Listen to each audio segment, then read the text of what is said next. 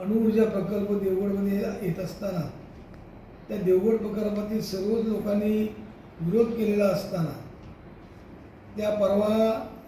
त्याला पर्याय म्हणून पालकमंत्र्यांच्या असलेल्या तालुका अध्यक्षांच्या माध्यमातून मुख्यमंत्र्यांनी एका जागी नसलेल्या ठिकाणी अन्य ठिकाणी अजून जागा फिक्स झाली नाही ह्या सांगणारे बोर्ड लावून लोकांची मनं वळवण्याकरता जे टेम्पोतून बॅनर घेऊन फिरत होते त्या बॅनरवाल्यांना काही लोकांनी आमच्या असलेल्या अडवलं. त्या ग्रामस्थांनी अडवून त्यांना स्पष्ट भाषेत विचारलं की आमचा विरोध असताना तुम्ही आमच्याकडेही बॅनर का लावता आणि कशासाठी लावता. बाकी कोणत्याही प्रकारचा जातीवाचक वगैरे झालेला नसताना त्याला पालकमंत्र्यांच्या आदेशाने त्याला वळण जातीय आणून ॲट्रॉसिटी लावण्याचा दबाव पालकमंत्र्यांनी त्या ठिकाणी आणला. आणि ॲट्रॉसिटीमध्ये आमचे जे गणेश गावकर हे राहतात मिठमुंबरीमध्ये, प्रकार घडला मुनग्यामध्ये.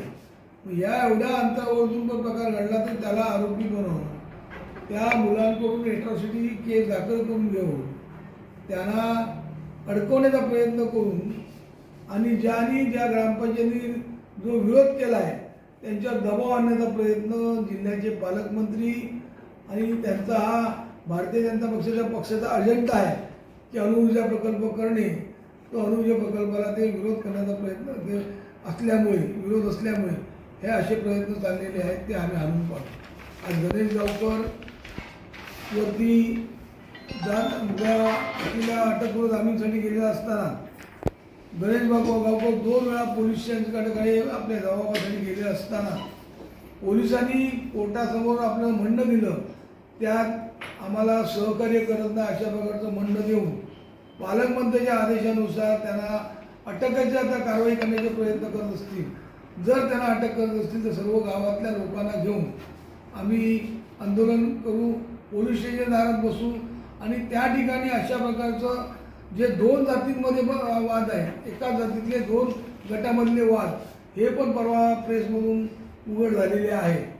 एक गट म्हणतोय की ते असं काही भाजपचा गट म्हणतोय, पण एक जो गट आहे त्यांनी स्थानिक गट जे आहे त्यांनी याचा पूर्ण इन्कार केला की अशा प्रकारचे जातीवाचक शब्द वापरून की जातीवाचक हे असलेलं आयुध वापरून तुम्ही हे असे प्रकार करू नका आणि हे तेढ निर्माण करू नका अशा प्रकारचं त्यांनी सांगितलेलं असताना पोलीस यंत्रणा मात्र त्या ठिकाणी त्या पालकमंत्र्यांच्या आदेशानुसार याच्यावर दबाव आणण्याचा प्रयत्न असेल. पण पालकमंत्र्यांना आम्ही एकच इशारा देतो की असे जर दबाव आणलेत तर सर्व गावातल्या विरोध केलेल्या गावातल्या लोकांना पक्षभेद विसरून आम्ही रस्त्यावर उतरू आणि त्याला विरोध करू.